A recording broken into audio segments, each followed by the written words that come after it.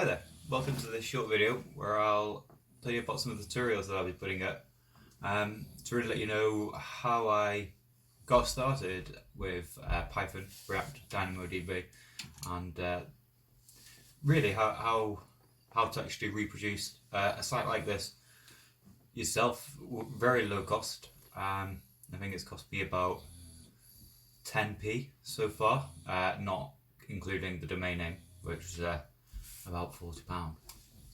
But I wanted to talk about right now very quickly is just the tutorials that I'll get up over the next couple of weeks. I mean, if you're a potential interviewer, then it's July 3rd now at the minute. I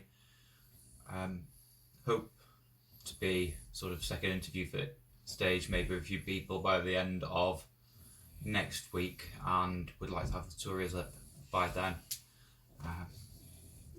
So just quickly, what I want to actually put up is obviously setting up your environment. That'll be good, especially if you're following any of the tutorials later on.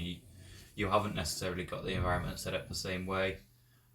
This will be a good indication of how to set it up. I'll go through setting up Git Bash, Node.js, AWS, including the AWS command line interface, setting up Python, which will come with Bash, setting up DynamoDB local, which is a local instance of Amazon's DynamoDB, which will be a big cost saver if you just want to produce JSON files like I did, and also DynamoDB admin, which is a GUI that you can set up to run.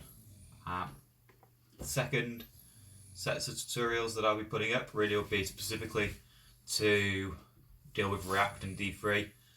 Again, starting with the basic ones, setting up a React site. The first step most people do is create a React app in the command line, and we'll go from there, setting up routing, making reusable components, integrating D3, and obviously making responsive, reusable D3 components as well. The third set of tutorials that I'll really be focusing on is Python and DynamoDB based tutorials. So setting up obviously included earlier on, but then understanding DynamoDB, how their primary key sort key system works, how to introduce global secondary indexes to lever more powerful queries, and how to work with Python. Python's really good with JSON, which DynamoDB is, and it's a really great combination, particularly for the methodology that I've used for this website, which is to create lots and lots of tiny JSON files that can then be called as assets rather than loaded from the database. And this approach really for my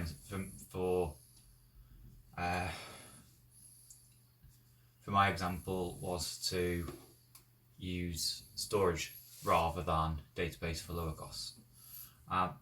So I hope you'll come back for some of those tutorials. They will look at some of the tutorials obviously that I browsed through and my sort of self-guided journey through setting up this portfolio site as well. So as always, I wanted to thank you quickly for watching. Invite you to come back as often as possible, please, to check out any new tutorials I've uploaded, any new insights, and I'll see you soon. Thank you.